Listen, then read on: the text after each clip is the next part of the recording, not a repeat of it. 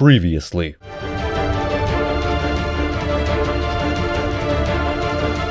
Doesn't hold up as well as it could have done. Vicarious Visions made one of the absolute worst games I've ever played.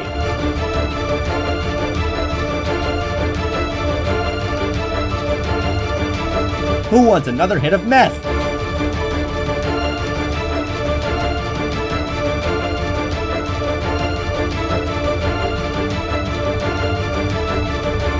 Crash Bandicoot 2 N-Tranced is definitely the Rogue One.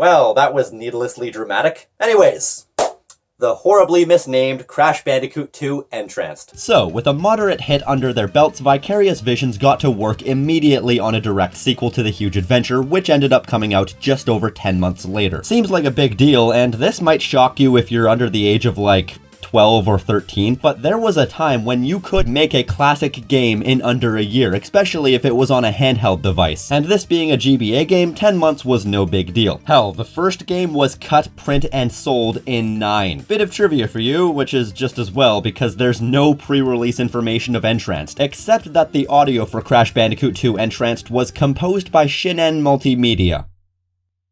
What? The same guys who made F-Zero Neo and F-Zero RMX? I'm being facetious, of course. Best I can tell, nothing of note really happened. It was just business as usual. When N-Tranced came out in the very beginning of 2003, it received somewhat positive reviews. Generally speaking, though, the scores were noticeably lower across the board, and that's pretty apropos because Crash Bandicoot 2 N-Tranced definitely suffers from a case of the sequelitis, at least in relation to the huge adventure. I'll say right off the bat that it's a step back, not bad, but a step back. So the game starts out, and strangely, we have multiple language options for once. English, French, German, Spanish, Italiano, and Netherlands? Isn't that supposed to be Netherlands?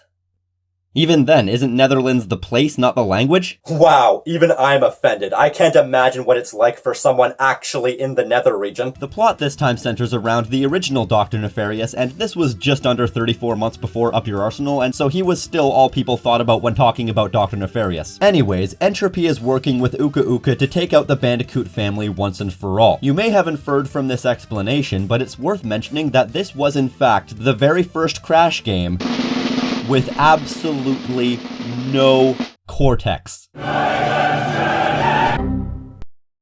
Well, okay, it's worth saying that he does appear in the game over screen, apparently, and in multiplayer, just not in the story. Probably just saved myself 100 comments by saying that. So Entropy enlists the help of N-Tranced, a master of hypnotism. They then use a portal to capture Coco, Crunch, and almost Crash had Aku Aku not made the narrow save, so instead they capture fake Crash somehow. The guy whose entire existence is based off of a bad Japanese likeness. And so that's the plot from the outset. Rescue Coco and Crunch, take out Double N and Uka Uka. Incidentally, we know what the N in Entropy stands for, but what does the N in N-Tranced stand for?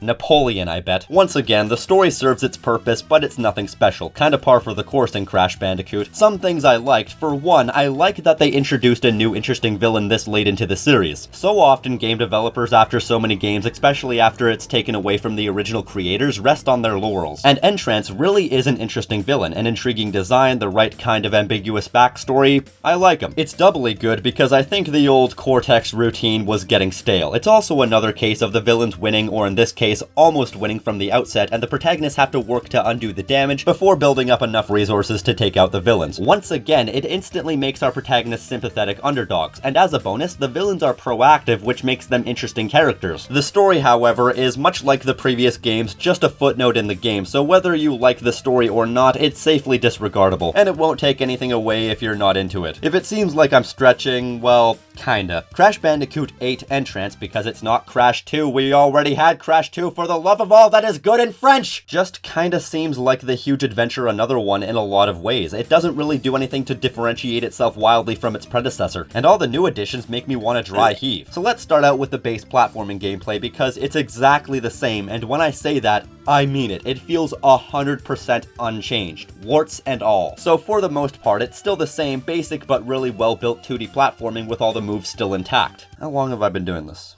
5 minutes, and I'm almost at the end.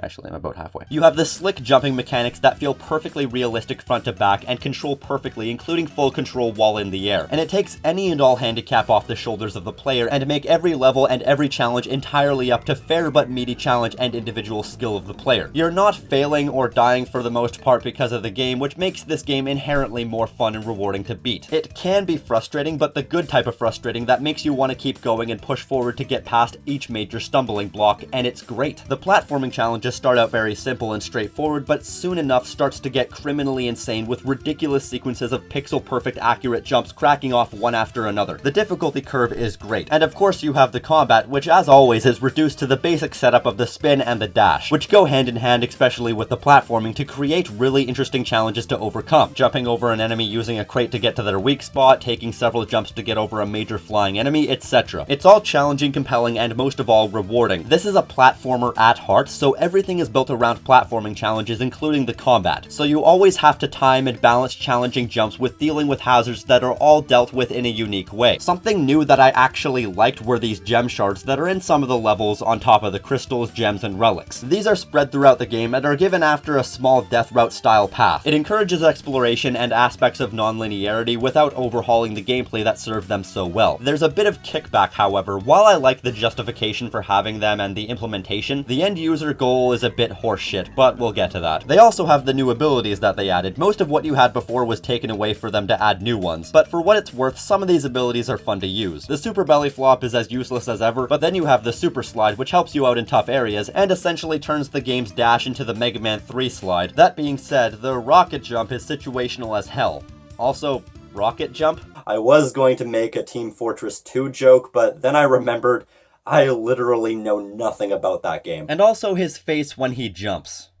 Let's all go out for some frosty chocolate milkshakes. And that's the extent of my positivity in the gameplay. I have an issue with the gameplay in that it's pretty much at its core the exact same thing as Huge Adventure. You see, say what you will about the original trilogy, but they all had significantly different feels. The first felt like descending from the safety of nature into a madman's twisted machine, the second felt like ascending into the final frontier, and the third was in space. They all looked, felt, and played similarly, but were also very distinct in a number of ways, including fixing the problems as they went on and got better and better, so much so I thought that Crash 3 was a nearly perfect game. But the two on the handheld look, feel, and play exactly the same. It's to the point that N-Tranced feels like an upgrade rather than a sequel, and that includes every single problem, every single wart from before. All the issues are still there, and now with the new mechanics tacked on, it has even more flaws. It still feels like a 2D game with the sensibilities of a 3D game with the sensibilities of a 2D game. So there's no way to tell if what's in front of you is an instant death drop and you have to wait for a moving platform, or if you have to jump down to an unseen area, because there's no way to see what's in front of you and no way to tell what's a hazard and what's not. I.e., in 3D, you could instantly tell what's a drop that would kill you and what was safe. That's what I mean when I say it's a 2D game with 3D, etc., because the level design is laid out for a 3D landscape that you can't see because it's 2D. It's even worse here in N-Tranced. Because of the semi-non-linear level design, it lets you explore and check areas off the beaten path for secrets, which just adds to the uncertainty of what's a place you're supposed to go and what's an area that'll kill you instantly. And sometimes it just expects you to intuit a lot of the design, like how you can't access certain areas without a rocket jump. Fuck me!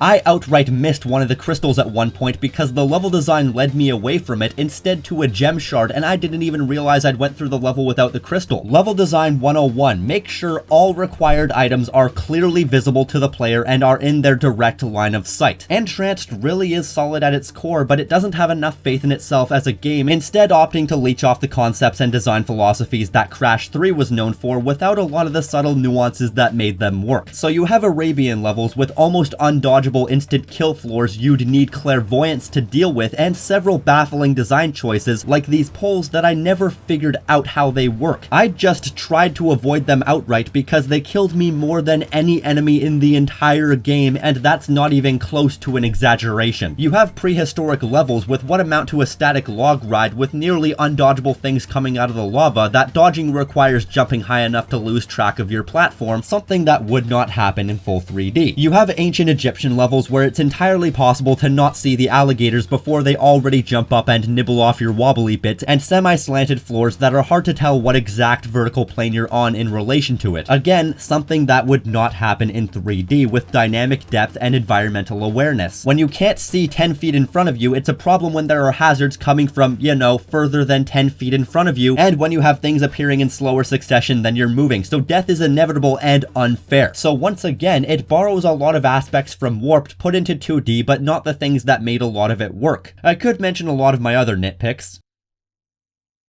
So first of all, don't even get me started on the bonus rooms that sometimes were longer and harder than some full levels, half of which I just gave up on. They at least had some sort of proper animation to bring you to these bonus levels, but given how many times I had to redo some of these bonus levels, it became a needlessly long transition. And at least you don't lose lives in the bonus levels, but I still had to give up on a lot of them. And if that bonus room music wasn't burned into my brain before, it is now. The hit detection is all over the place. Sometimes it's skewed in your favor, and sometimes it's not.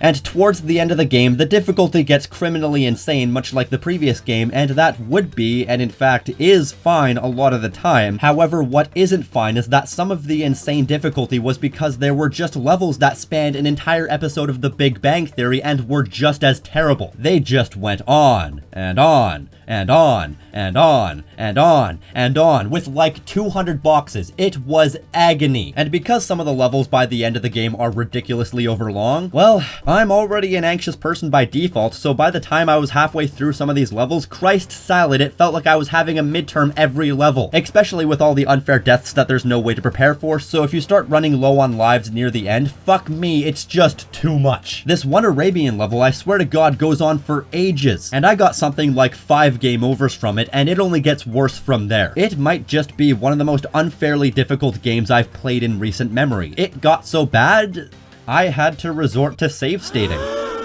Heretic, heretic, heretic, heretic, heretic, heretic, heretic, heretic, heretic, heretic, heretic, heretic, heretic, heretic, heretic, heretic. Okay, cat's out of the bag. Look, I own these games, but I just have no way to record them. However, I've made it a concerted effort to avoid any sort of advantage the emulation method got me, but this is where enough was simply enough. You'd think that with the overworld structured this way you'd be able to get around it, but that's not the case. Even though the overworld has multiple paths, you still need to get 5 crystals before moving on to a boss. So the design structure is pointless beyond forcing you to do certain levels before other levels, taking away the vital organicism these games had since Crash 2. So you know what this is? It's unorthodox linearity, so no more going to another level if you're being worked over by the one you're on. I guess while I'm nitpicking, I should talk about the extra game modes. So aside from the basic platforming, you have the Atmosphere. Weird word to say, but this was originally the big new game mode in Wrath of Cortex, and I'll talk more about it when I get to that game. That said, it's presented in a very impressive looking isometric view, which is not so good to play. The problem with this semi-3D perspective is that it's really hard to tell what's going on. In short, it doesn't really work in an isometric viewpoint because the perspective is all over the place, and it can be hard to tell where you are in relation to your surroundings, leading to some unfair deaths. There are positives. Once again, it looks pretty impressive for the GBA. okay, even if the graphics and perspective are severely downgraded from the console port. It has at times clever layouts and intuitive direction mapping, but for the most part, it's pretty bunk and can be very hard to control at times with unpredictable momentum. I think the entire experience can be summed up by this one time when I was right at the level exit, and as most gates are elevated in this game, I assumed that this was elevated as well, and I fell right off the edge trying to find out where I was supposed to go, only finding out too late that the gate was on the ground and I had to go directly to it. It was at this moment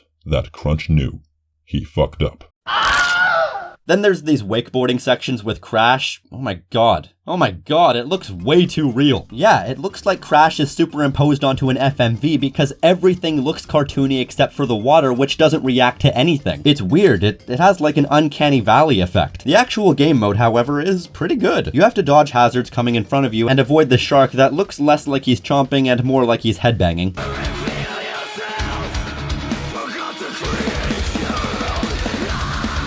I like this because it actually gives you ample time to react to the hazards as well as react to Jaws 4 over there. The tricky maneuvering and careful strategizing can make this one massively stressful but rewarding game mode. It's a high-octane rump with intuitive controls, clever design, and room for a lot of stunts and exciting close calls. The absolute nadir of this game, however, are these deep space flight sections with Coco. I have no idea what's going on here. I'm not sure if I'm supposed to be controlling Coco or the life preserver. I'm not sure what's going on, what the goal is. I'm just kind of going along with it and letting the game pull me along for whatever it wants me to do. I know there's a fireball chasing Coco, but it never even got close to me. Is the life preserver supposed to hit the speed boost, or is Coco? It's just a jumbled mishmash of things happening that you have no control over, then you win. The end. What the hell even happened? What the hell even is this? I don't know. It sucks. That's not it for the gimmicks either. In the prehistoric levels, you have this sort of helicopter jetpack thing which controls like a remote control booty on ice, a magic carpet which is tough to aim, tough to steer, and tough to use. Best of all, the majority of the boss fights use these vehicles instead of actual clever boss design because, might as well twist the knife while it's in there. You made that joke! I've made that joke too. The first two bosses are with Crunch and Coco respectively. Crunch looks like a gimp, but to beat him, all you need to do is wait for him to fly into nitro crates, then shoot him. It's pretty simple and not too bad, but it just makes me wish I could be doing this in an actual platforming level. It's worth noting that you're fighting both Coco and Crunch because they're under mind control. And regarding Crunch, I'll talk about him once I get around to Wrath of Cortex. Then Coco is with the copter, and this is much worse. All you need to do is wait for Coco to finish attacking and her shield goes down, but once again, this copter controls like ass, so it's like pulling teeth dodging some of these attacks. And what's wrong with Coco? She looks like a monkey. The third boss fight is probably the only good boss fight with Fake Crash. He mirrors every move you make, so what you need to do is guide him into hazards and avoid them yourself. He has 4 hit points for some reason. Why does he have more than me?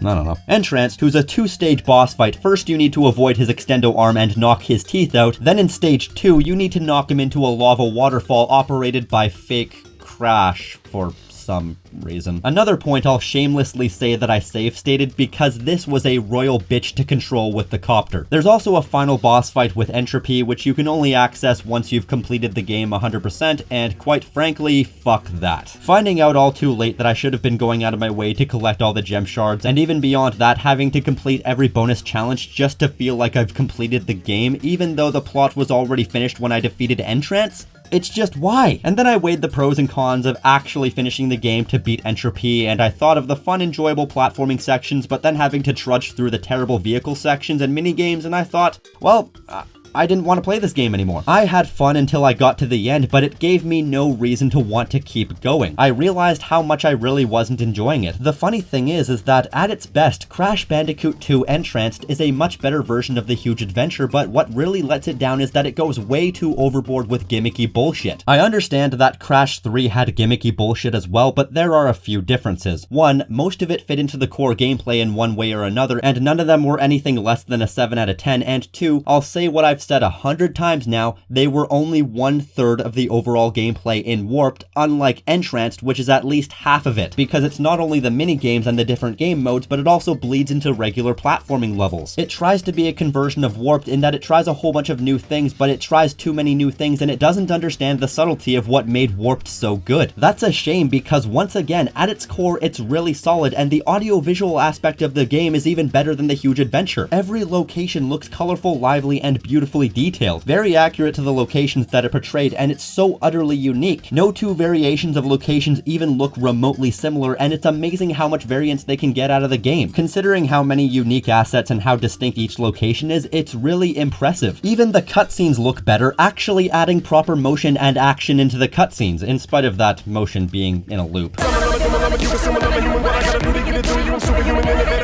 And much like The Huge Adventure, it very accurately replicates the musical compositions in feel, tone, and sound from earlier games in a lower quality to compensate for the less powerful hardware, and it's very accurate and well made. But at the end of the day, the game is kneecapped by its own ambition. Instead of doing what the game does best, they just drowned the game in subpar, disconnected bullshit. But that's not all. N-Tranced tries so hard to be the next Warped, or rather Warped in 2D, without the balls to really make something to call its own, instead opting to latch onto the 3D game's design and ending up feeling like a very cut down version of those games, with an addition of having very wishy-washy design that takes aspects from old games and new unique aspects that don't really mesh at all. I liked The Huge Adventure and I felt like it did the 2D translation really well, but I feel like they were trying to make Crash 3 without really thinking about what would have worked in 2D from 3D. So in the end, N-Tranced just feels like a cut down, worse version of the game it leeches off of. A pretender trying so hard to be accepted, but ultimately being crushed under the weight of its own ambition. Let me make it clear that N-Tranced is by no means a bad game, but rather a great game weighed down by a load of claptrap, so it ends up being an above average game, but not something I'd want to play more than once. It's far from bad simply because the game is held up by the platforming aspect, but it tries so hard to ruin itself, and in the end, it's far from what it could and should have been. Okay, I assure you that was unintentional. Can you really fault a game for being overambitious?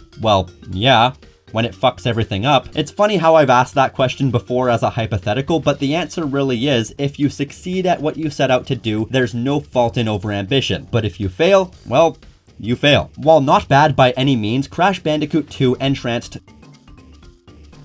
it tried so hard and got so far, but in the end it really done fucked up. But that was intentional. There is some merit to Crash Bandicoot 2 N-Tranced, but there's so many design flaws, so many baffling design flaws, that it's almost funny. It's not a bad game whatsoever.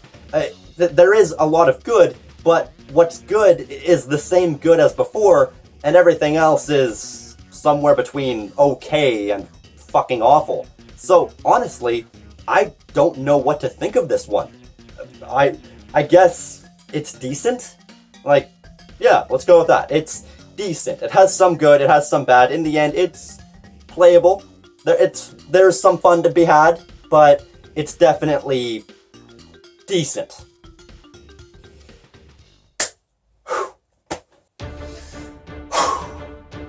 Alright, I've done what you've asked. I've suffered your trials, the trials of the held hand. Now allow me what I ask. Grant me my final wish. Grant me the greatest gift. Grant me Crash Team Racing.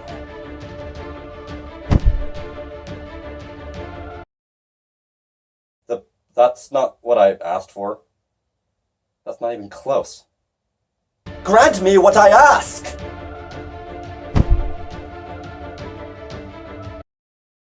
Do we have a bad connection or something? Okay, that's even farther off than before.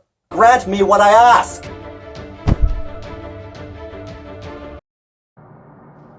That's not even a game. Is this some sort of joke? Grant me what I ask! Oh.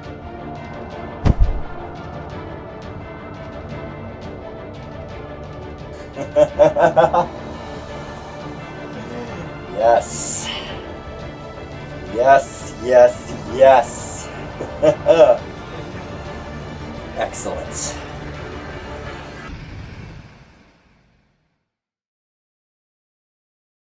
So, I'm genuinely coming to terms with the fact that I'm pretty sure I have OCD. She looks like a monkey. Is that facial transition there? Fuck, this is so tiring.